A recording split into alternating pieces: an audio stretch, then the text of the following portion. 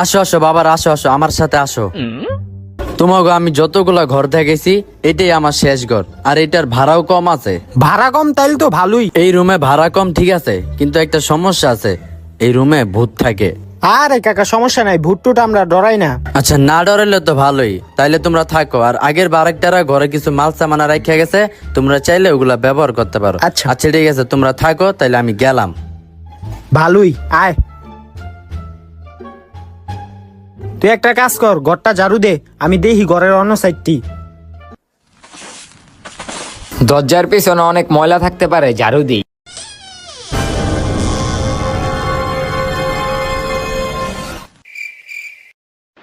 ভালো করে ঝাড়ু দে, ওই যে ময়লাটা দেখস না।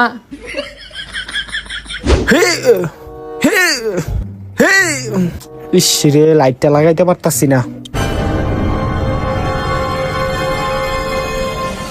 লাগা লাগা ভালো কইরা লাগাইছ।